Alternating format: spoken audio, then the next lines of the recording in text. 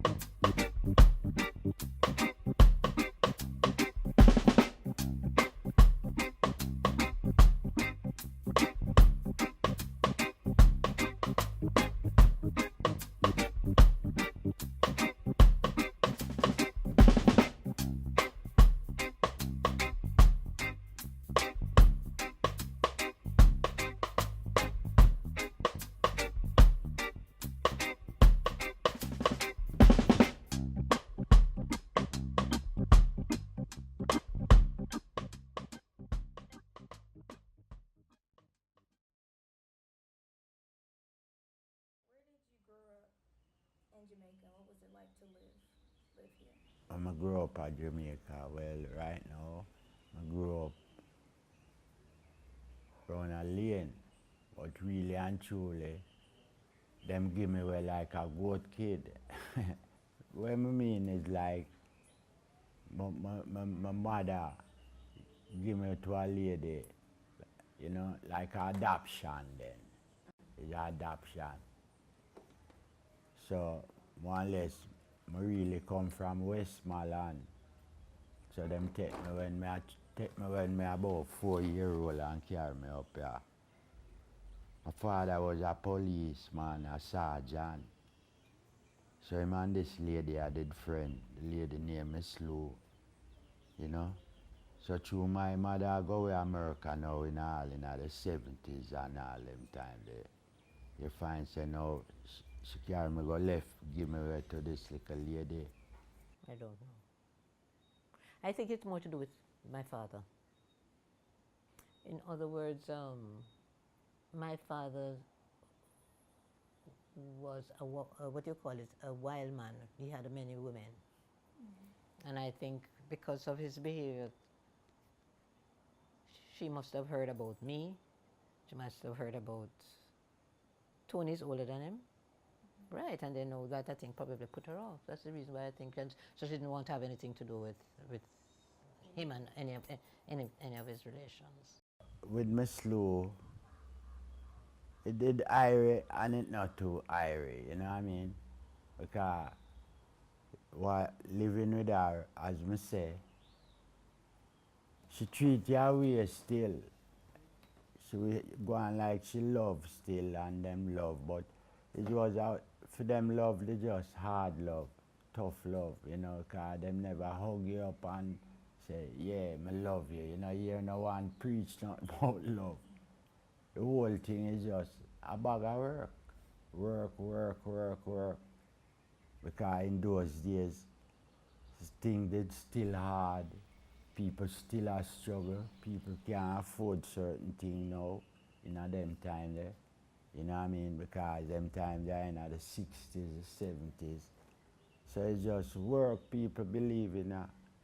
You know what I mean? Pure work, pure work. You don't have no choice because you is all 4 year old, you don't have no saying. So what I'm telling you that is like she kind of grow me up a way where a pure work she a give you. You see, clean the floor, feed prisoners, me tell you. So it was not a good environment because at the same time she have one son.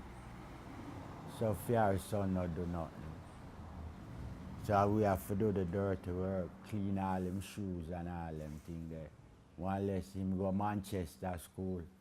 So we get less things. Less schooling, less everything. Most of we will come up in them 60s and 70s there. Because in them time that the whole ahead, all them want you to do a work, feed hog, go move goat, feed fowl. Cause all them thing there was for them thing growing up, raising animal.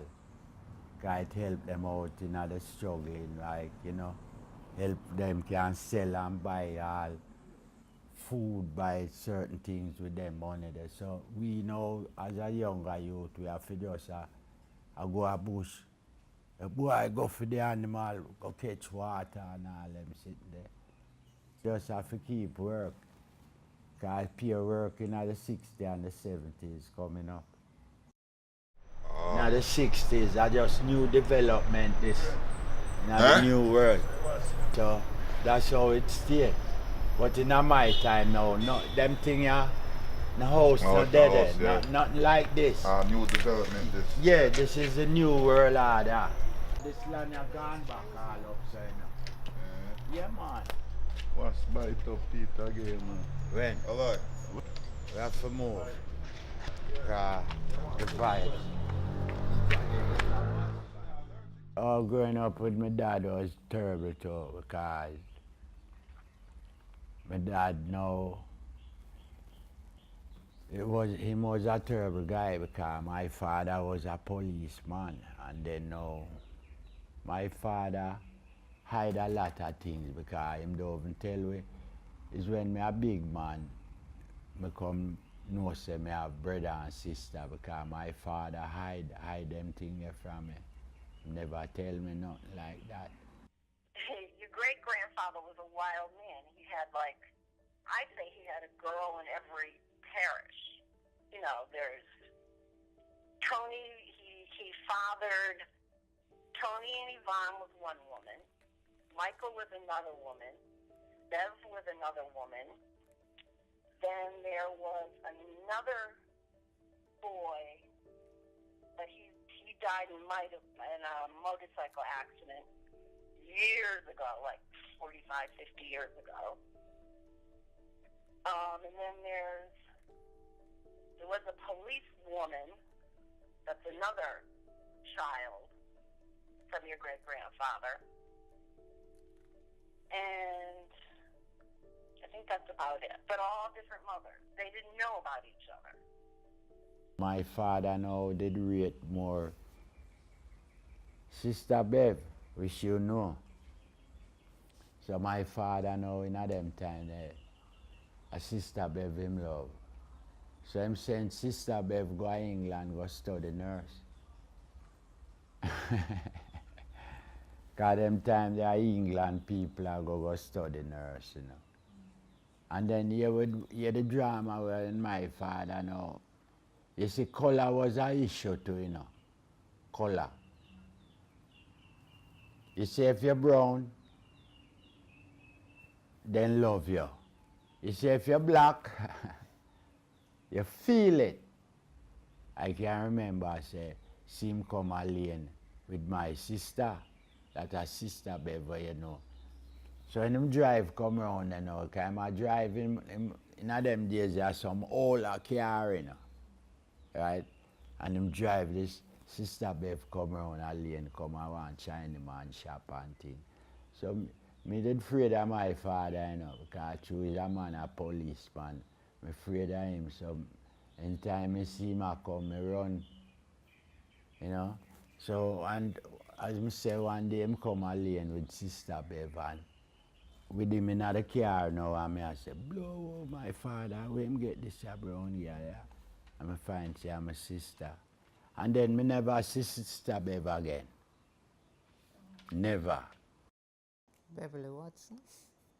Oh, my father, Lionel Gerald Barnett, was born in Adelphi, St. James, one of 11 children. And he was a very loving person. Oh, I was about 11 years old. I was boarded out, and the people who I boarded with gave me a little birthday party. And lo and behold, my father appeared. And then he sang a song by the name of Because God Made Thee Mine. I was so thrilled because I hadn't have much relationship with him. So that was a big thing in my life. I never forgot it.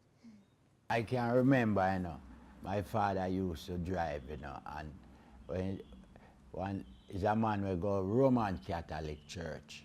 So we always round a lane, sit down all out of the gate, And so when the man there drive them car past there, we out there and them no look, him no look pan we, him no pay with no mind.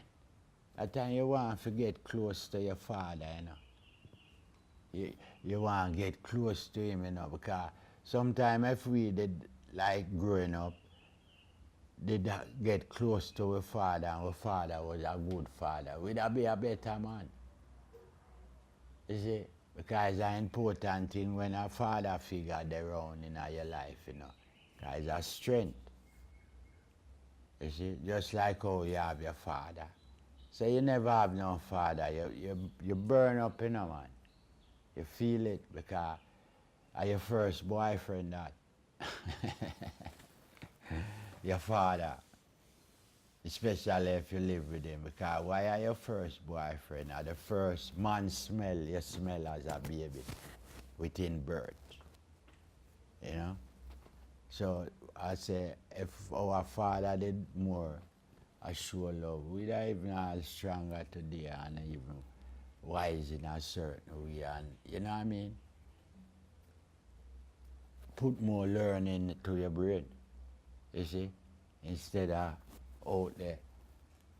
Enough things that go on, man, and crying, through the behavior of my father. So my father now, and I want to show you, say, my sister even beg I to go look after my father. Here's what happened. After Lionel Barnett, your great-grandfather, got sick,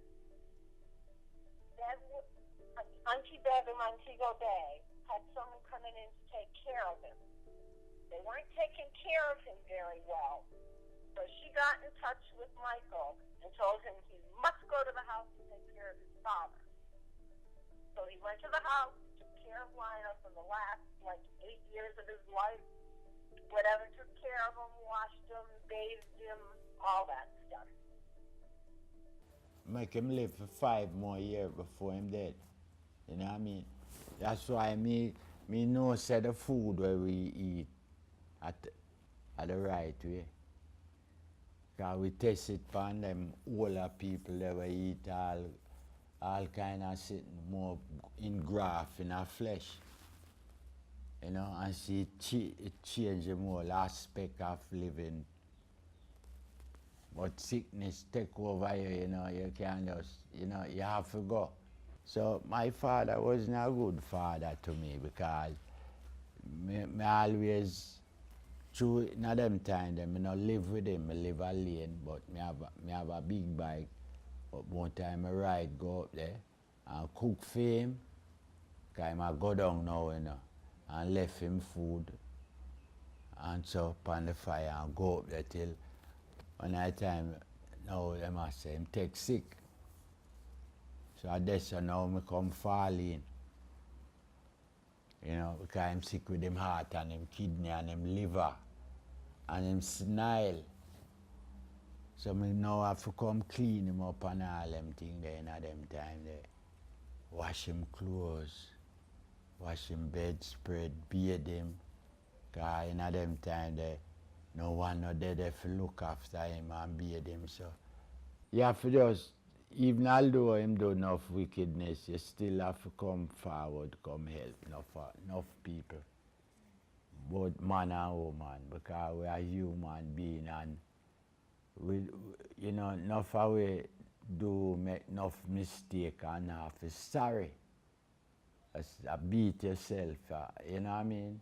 Due towards the lifestyle where one live.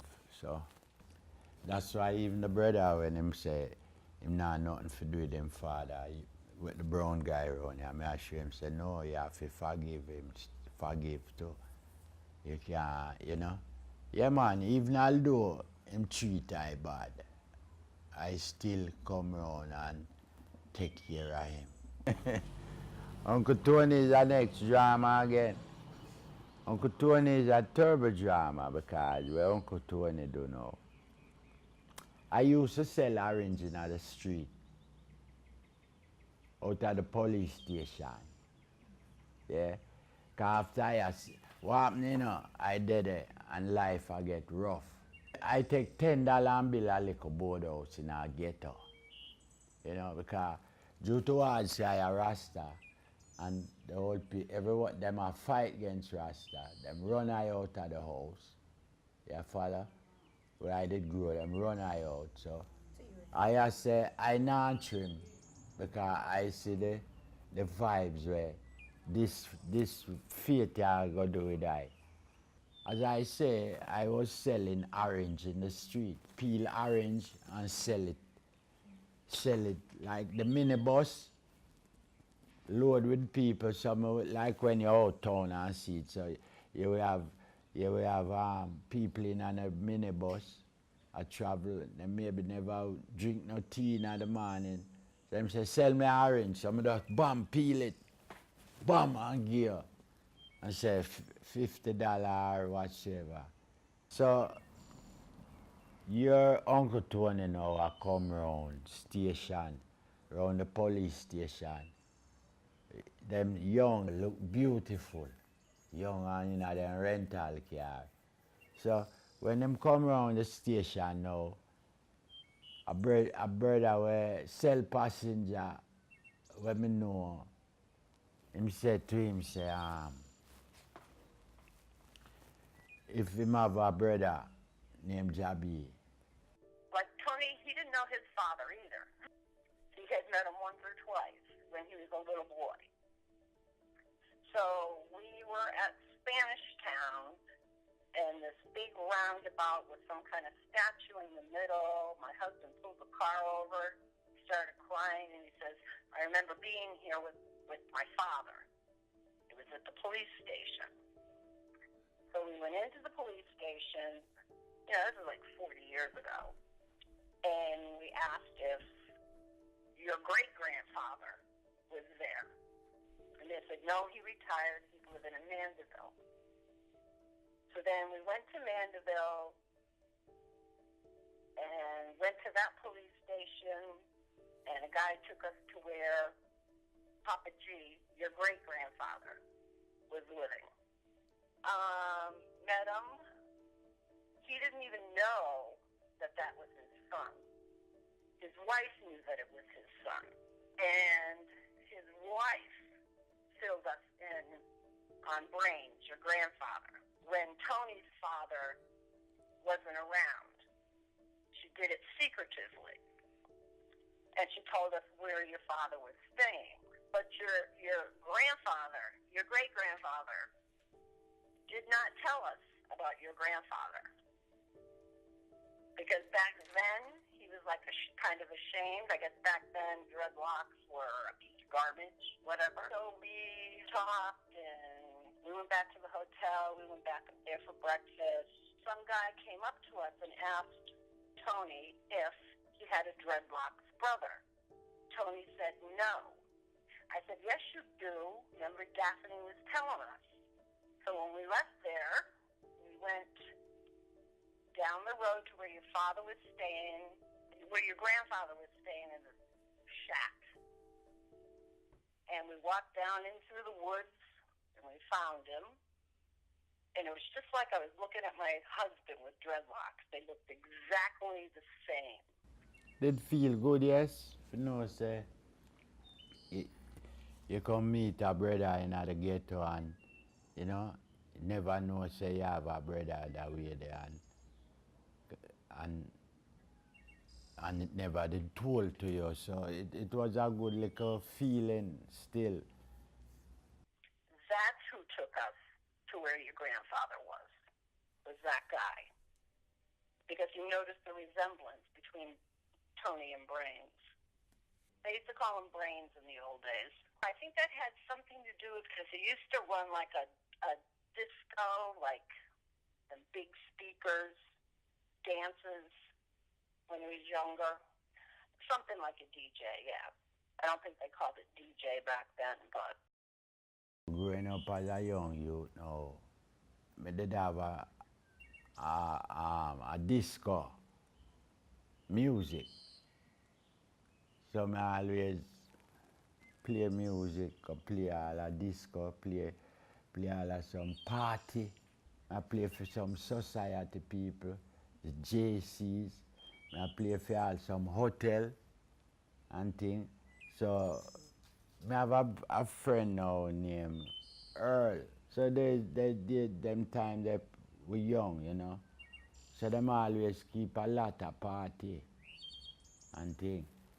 So we and mother now used to go West Indies College.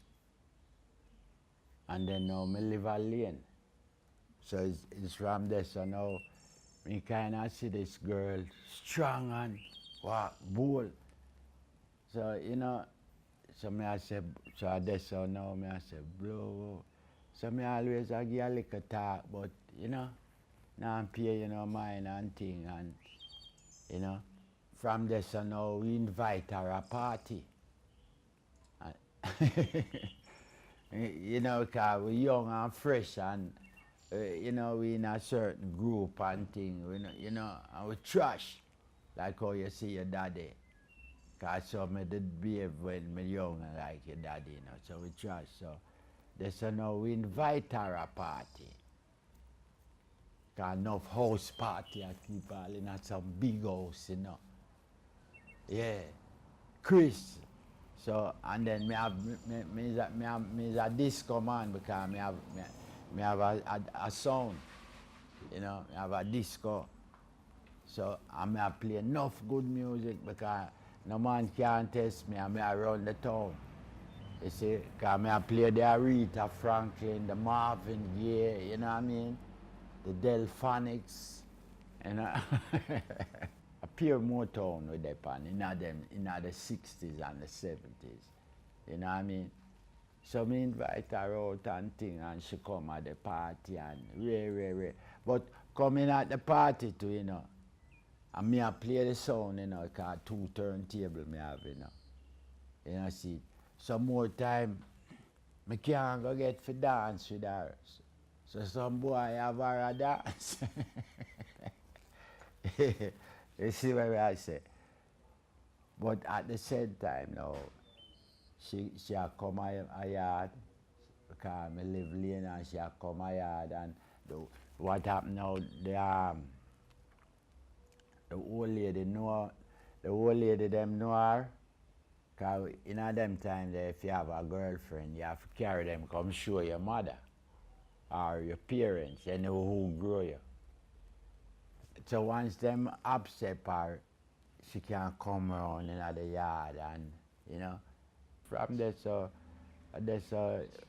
everything take off, you know.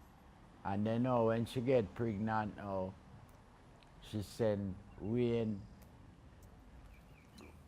her auntie send her at the bush at Trelawney. That's why your father end up over there, so. That's what we used to be at kids, like, police are coming, lock up your door. What comes out is? You just touch it. You just touch anyone and they just close up. Why? I don't know. As kids, that's what they showed us. Police are coming, lock up your door. That shit is funny. It's warm. As soon as you touch them, they close up. See that?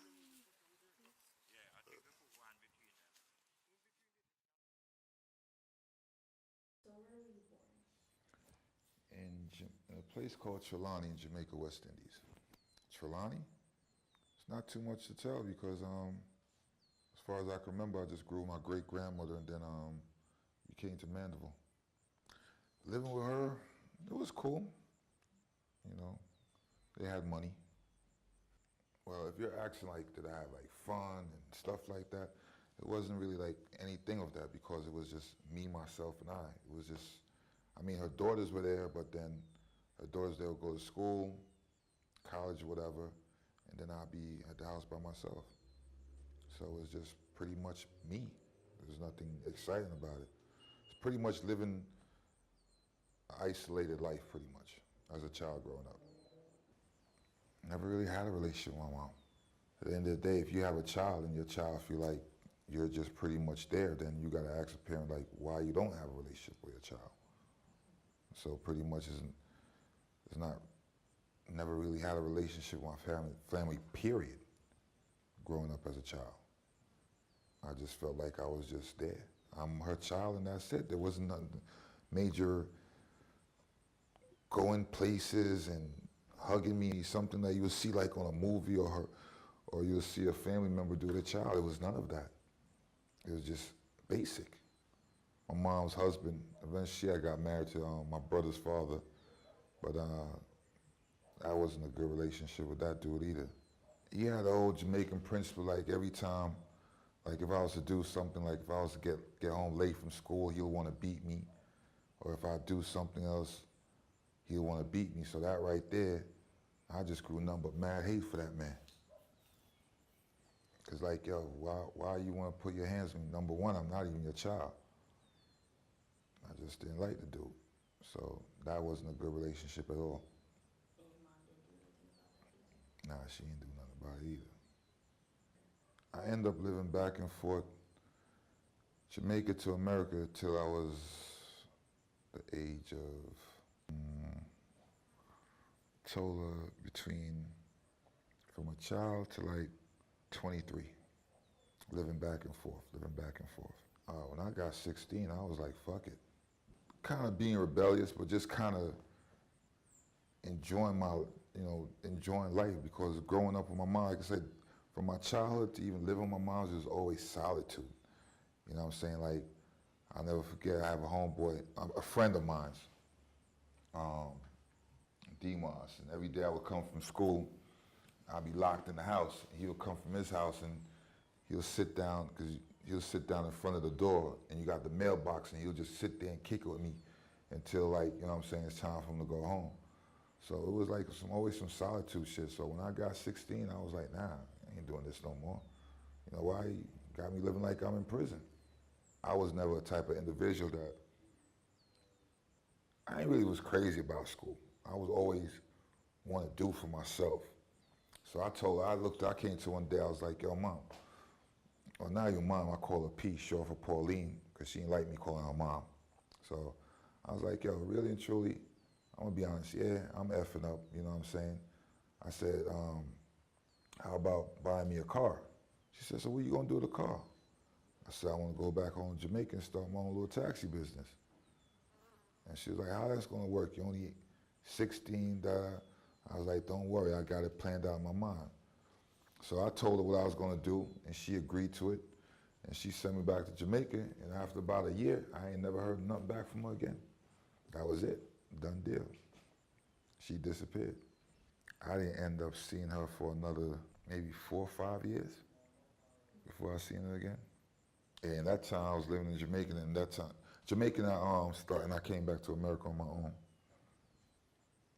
And when I came back from Jamaica, I went straight into the hustle game at 18.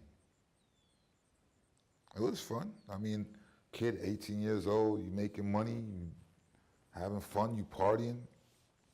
You know, you don't have no responsibilities, you're not thinking about the consequences. So it was cool. That lasted till about 23. I had got in trouble. The first time I got locked up, I got in trouble, so I sat down for like 6 months, well, it was 8 months. And they had a military boot camp jail called Shock upstate New York, so I sat there for like 8 months. And then when I came out, I was like, yo, why would I want to be hustling at the lowest part, which is the hand-to-hand combat, which is the dude that runs up to the car and sells it. And I was like, damn. So came back out, started hustling again. A change of event happened where that's what I started doing. I said, you know, I don't want to be the middleman no more. I want to be the, you know, top of the food chain pretty much. And then that's when I came back to Jamaica, and then I started doing some things in Canada. That was a whole nother ball game. That's when I was like at the top and everything was jumping off. So I had some fun, but then you got jealous individuals that's out there that will mess your whole game up, and that's what happened. So then I end up getting locked back up for 3 years, and I just left it alone. It was about like 7 of us, and they was transferring us from one prison to another. So we was all there for when you're there for more than 3 days, they put you in the prison population. So it's like this is my first time being like in a place like this. I'm like, damn, because you go by what people say, what goes on in prison. You know what I'm saying? Which it is some crazy stuff that goes down, but it's all about a respect. There's a principle in prison. You know what I'm saying? You don't mess with nobody don't mess with you. You know, it's the same thing like the outside world. So we go to the auditorium, and the dread, he tripping because this is his first time being in prison. He don't like being there. It's like, stop, yo, please, someone. So we laughing, we joking around, whatever. So out of nowhere, he grabs my wrist. And when he grabs my wrist, he's like, yo, good boy, you know, say I'm blessed. And I'm like, you know, when he did it, because we was all joking and laughing around, so I'm like, yeah, you know, I said, yeah, I know I'm blessed. And then he squeezed my wrist tighter. And then when he squeezed my wrist tighter, it's crazy, but it was like, me and him just went into a whole different time zone. And in this time zone, it's like, everything is revolving around us. And all you could hear the voices, because you got mad people in it, but it seemed like the voices just end up being like miles away. And we're in the center, and it's like everything is just spinning around us. So he was like, nah, man. He was like, yo, look around you. He was like, yo, these dudes right here, they're never going to see the outside world back again. And he was like, God is giving you an opportunity to go back out and do something different with your life. And, you know, that's when like it hit me, and then I was like, damn. And after he said that, you know, God is giving you an opportunity to go back out, to do something different with your life, to change your life, you know, don't end up being here. Everything just went back into motion again. And then that whole night, even though I was still conversating with it, but the experience of what just happened was freaking me out. But I didn't want to say nothing to nobody. I just kept it to myself. And that was even the same night when we went back to the cell. That's when Short Man showed me his time sheet and showed me that he had 30 years to do. And he's 30 years old. At this time, I'm only like 23. And I'm like, damn. But you know, things happen in your life and you just like, you take notation of it, but you really don't acknowledge it. After I finished my time and I was released, and I had to go do my parole again. And the first thing my parole officer looked at me and told me, she was like, oh, well, true story, she was like, I tell you what, whenever you ready to go on your little international sprees, you just let me know, because I'm down to chase you. I was like, yo, and she was going off on me. I was like, damn. But, yo, Miss Red, yeah, at the end of the day, she cried when she was releasing me off of parole. When I walked in the office, she said, man, I'm so proud of you. And I'm like, and she started crying. I'm like, damn, what's wrong, Miss Red? And she's like, I'm so proud. She's like, do you know, out of 100% of my black men, my black people, 97% of young men go back to prison? And I'm like, damn. Now you sit back and you analyze it, what she just statement that she just made. She was like, yo, out of 100% of black males, 97% goes back. So that's deep right there, because only 3% end up staying out here on the outside world. You know what I'm saying? That's crazy. So by that time, well, you know, I was just doing the right thing. I started working for the Department of Health. I was all right, you know. And then, shoot. And then my first daughter was born, Tiffany. I was like, wow. So I just got to stay on the right path. So what was it like to have you? Man, to have my first daughter,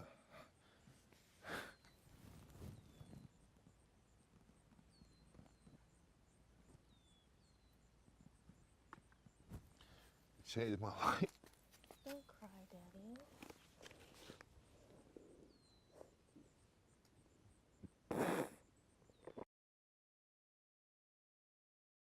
And to have my first daughter, that was like amazing. And that's where right there and then I was like, I promised myself, one, that I would never be out of my daughter's life. She has to know who I am, even if I can't support her financially, but my daughter has to know where I'm at all times. You know what I'm saying? So it gave me a drive to just stay on a straight path. You know, I mean, there's plenty of times, especially like when you're used to living a certain life and different from a paycheck or whatever, but it's like, you know, you can't go back to that. And it was like, I watched this movie called Blow. I think, yeah, it was called Blow. And it was a true story. But the main thing that I acknowledged out the movie was at the end, you know, out of all the glitter, the glamour, and big houses and this and that, he had one daughter. And that one daughter that he had, when he ended up going to prison for the rest of his life, he never seen his daughter again. So yeah, my first daughter, having you, Tiff, was like my first go-to God of life. Like, yo, you got a daughter, man. You gotta do the right thing. You know what I'm saying? And then shoot, then Lisa came shortly behind you. I'm like, man, I got two girls? I'm like, wow. Two beautiful little baby girls. So that's pretty much just keep me pushing, because I feel like if I fail, then I'm gonna fail my girls. My thoughts, you know, when it comes to my dad and just the little time that we've been spending together since coming back to Jamaica, since I found him, it's like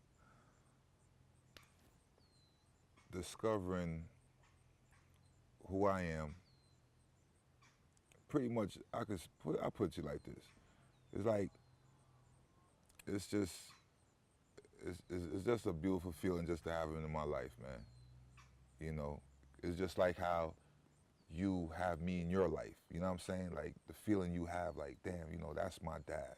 My dad is this to me. My dad is that to me. And that's the same thing with him. You know what I'm saying?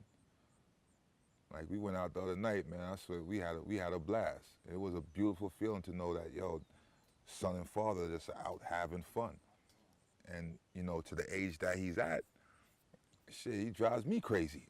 You know what I'm saying? Like, yo, you go, I'm gonna go sit down, man. You know, it's beautiful. It's man, real beautiful, man. Just to know I got that man in my life. But at the same time, it hurts because they took someone away from me that could have mentally helped me or guide me on the way in the journey of my life. You know what I'm saying? And then you know, it's different scenarios. I look at it like, well, my brother's father, like the type of dude he was with me, and here it is, I got my father somewhere that's longing for me, searching for me, wanting his child, and I'm being abused by somebody else. You know what I'm saying? Like that shit hurts. And then it scares me to know that now that I found my father, he's here and I'm there, and I try not to think about it, but it scares me to just get that phone call and hear that he's not here anymore. You know, that's my fear. I'm fearing that right now more than how I fear death. You know what I'm saying? So, but I just, you know, in life you just gotta get up and take it one day at a time. But you know but it's the reality, it's the thoughts. it's the thoughts that you do think about on a daily basis. So, you know, I don't know how long he's going to be here for. I don't even know how long I'm going to be here for, but, you know, everything happens for a reason, so you just got to go with it. Like they say, you got to accept the things you can change and accept the things that you cannot change. And that's true. That's facts. That's reality.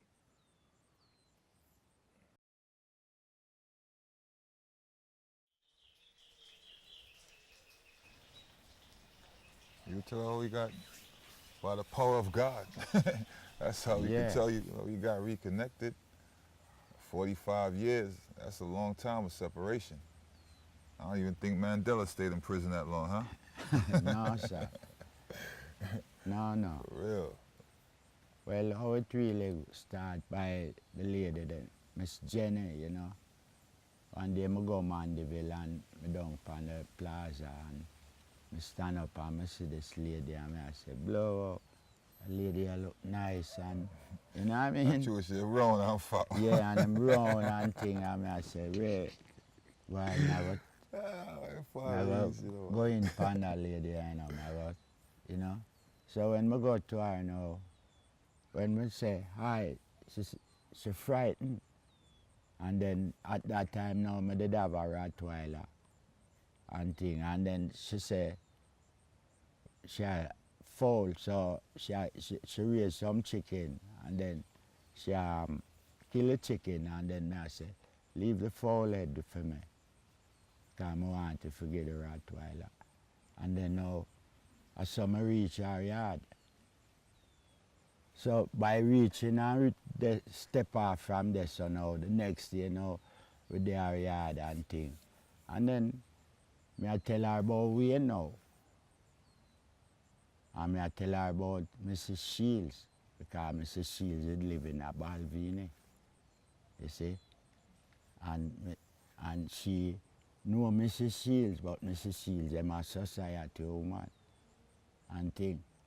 So when me I tell her now, me I show her say, me dem amongst her for 2 years I go down there. And me I tell her about we and all the while, but she not move forward towards it. But the next lady now, when know Mrs. Shields, where the whole of them are teacher, it's true that lady them get the number from for Wayne, you know.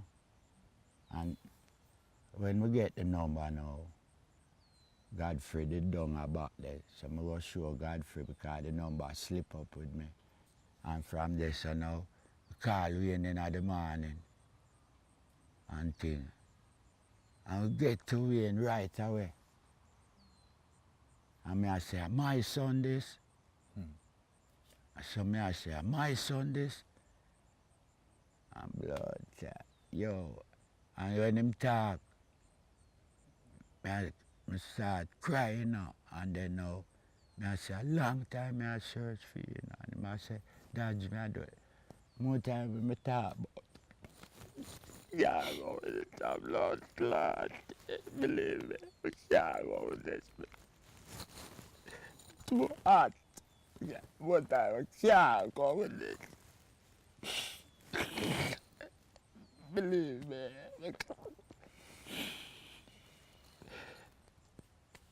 It's like right now, this thing coming like a sore. Until you touch it, it hurt up. Bad.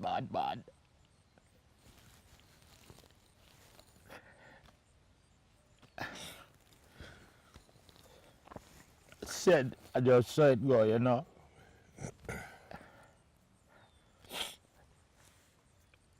It hot. But I tell you, my granddaughter, it hot. Pure tears right round at the back of the tank there.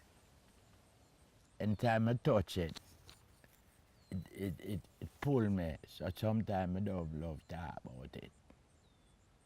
Believe me. Driving down the road and out of nowhere you get a phone call like, hey, you know, your father want to talk to you, like, you know, and then the question, my mom's is something else, man. I tell you, my mother's family, period. something else. But anyway, she calls me and she's like, yo, do you want to speak to your father? I'm like, of course. You know, give him the number. And she was like, oh, okay.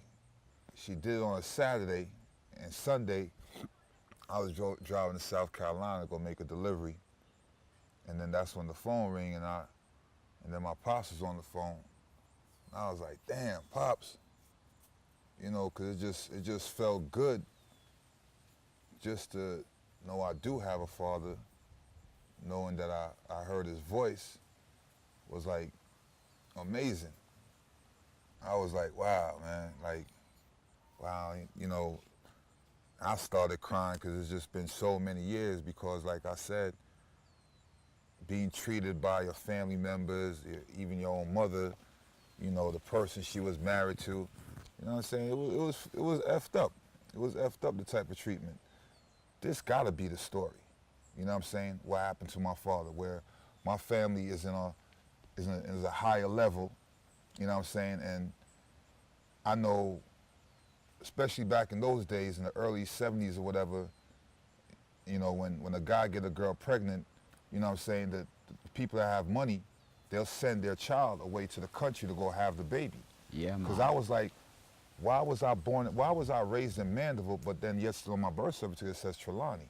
So I was like, damn, they must have sent her away to the country. Definitely. You know what I'm saying? Yeah. And I remember growing up down there in the country with my great-grandmother, but then coming back to Mandeville. So I'm like, okay, that's part of it. They told her, yo, you gotta have the country. I mean, go down to the countryside, have the baby, bring back the baby. Then they send her to America. So now they have me, but they tell this man some other story. Or they just don't tell him nothing, period. Cut off. You know what I'm saying? Just cut him off. You know what I'm saying? Because as a sufferer, as we were saying at Jamaica, you can't go to them people's houses like that because then they call police on you just to come and ask for a question. You see what I'm saying? Man. And the police is definitely going to stand the grounds when they come to their side because they got the money. You see what I'm saying? Yeah, man. It's like just having a dot on a white piece of paper because you don't know where to take that dot to connect to another dot. No connection. So it's like at times I would think about it, and then I'll let it go. Yeah. You know what I'm saying? Because I don't know where to begin from. So, you know, personally, after the things that I've been through, life, the treatments I've been through, and I had my 2 daughters, I just said, yo, that's my family right there. Call it a day. Just raise my girls. But man, when I got in touch with this man, it was just a blessing. I just felt alive again, you know, and I got that phone call that Sunday, and I think I was in Jamaica I waited like a week or 2 weeks, because comes to find out I have a sister. So I waited till she could, I think it was like a week though, because I wanted to see my sister for the first time. So I called her up. She was shocked. She couldn't believe it because she was like, yo, you know how long we've been looking for you? You know, Dad been searching, all different kind of stuff, you know what I'm saying? And I was like, yo, you want to come down to Jamaica with me? And she was like, sure, why not?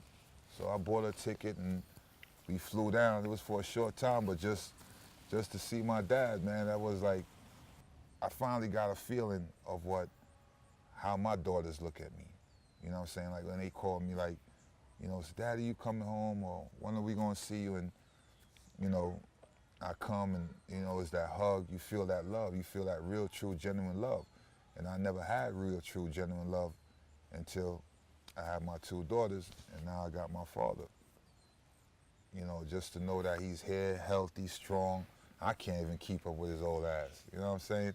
He's a trip, he's funny. I see where I get a lot of my characteristic personalities from, and it's just amazing. And shoot, it turned out to where it's crazy. My mom's passed away right before, you know, right at the time when this man came in my life. Yeah. Because then, you know what I'm saying, you think about it, she passed away, never knew him, parents gone, don't know what happened to my father, my mother passed away, and that's it. Sleep it, go and You know what I'm sleep, you saying? know. That's like, it's a crazy, I said, that'll have been the end of the chapter in my book of life, Yeah. you know? But it's beautiful where, And she still come tell me sorry. yeah, Yeah. So she's sorry. Forgive her.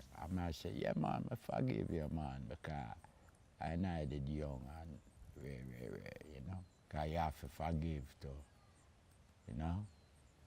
You can't have that rock stone way there. You have to break it because it's all boiled down to flesh. You know? Because we do some terrible thing in our earth. You know? But a cleanliness are the real way, you know, good over evil. You have to have that part there. yeah. So, So bring me to the day that you guys met. Sure. Where? Right there, the blue and white. Yes. When? Wait.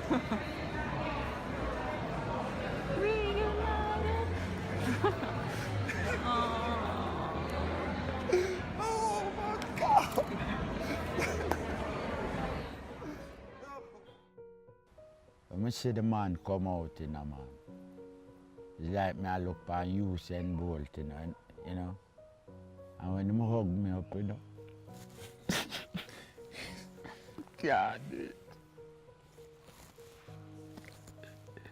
the wicked.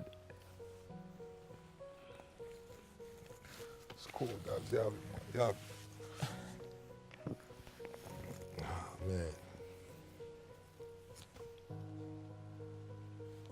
I just pure crying, you know.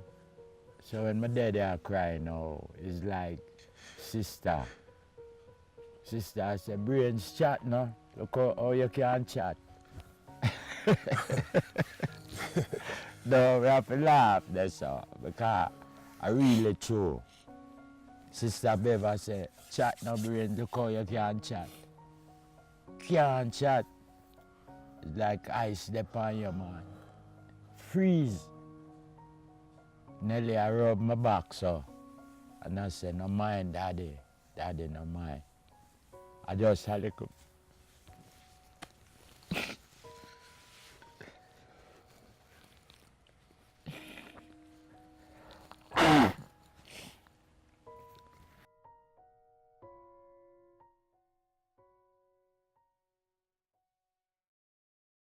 When the man go up on the veranda and sit down and looking at him, that's in his face.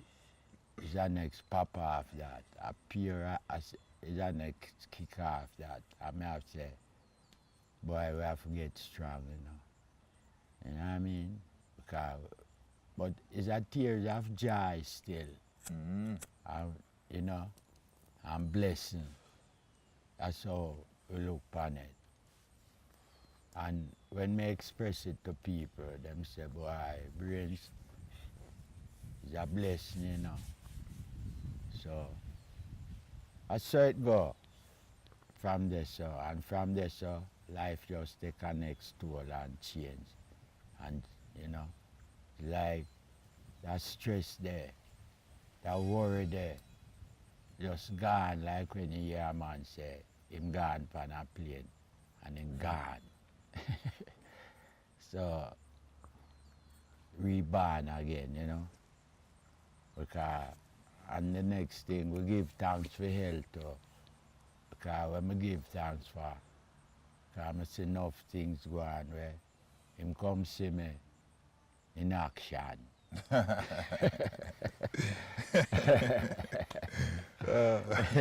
Yeah, we have to laugh because real. So it's a blessing, more than a blessing.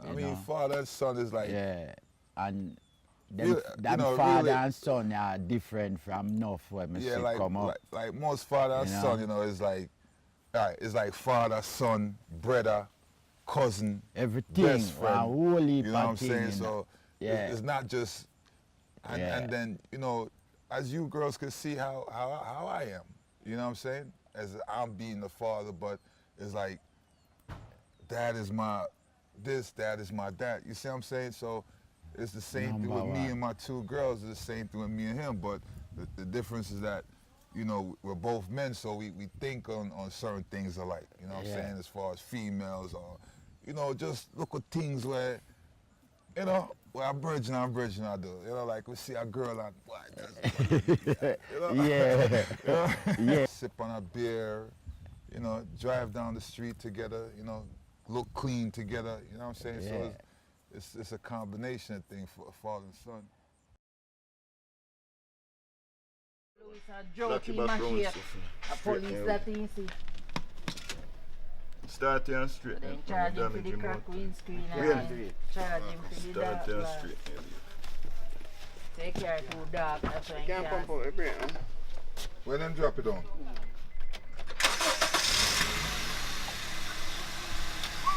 Alright.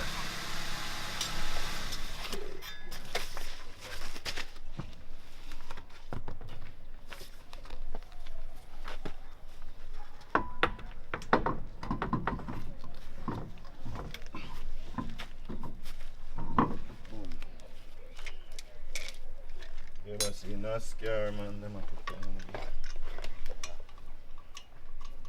Not scared and put it down fast. quick. The man they have to go out of gym. All that matters to me right now is just setting up a foundation with me, my father, and my two daughters. I don't really think about nothing else. You know what I'm saying?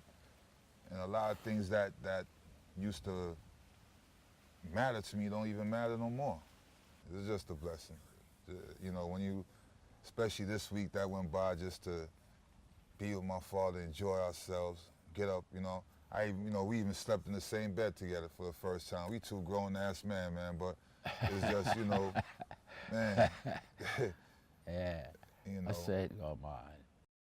I just, you know, people are gonna see this little film out there, and my message to you is like, for a man, if you got a child and you're not taking care of that child financially, at least be there emotionally. You know what I'm saying? Just be there emotionally, because we all understand that life have ups and downs, and not everybody has the drive. Yeah. So it's like, you know what I'm saying? If you have a child, you don't have it financially, it's cool. That child's gonna love you no matter what. That child will grow up and take care of you at the end of the day, just because you was there for that child mentally. You know what I'm saying? Well, my message is, you know, is for just take care of your youth and love your youth, you know. At the highest that. And you will see the result as you live on. Jah, Rastafari. See? Love you. Love your dads. Every love time. You, love you, for real. And also my granddaughter. So I love and take care of your youth. Love you. I'm break. I'm off. Send it to Planet 2. This is Planet 1. Yeah. Is it?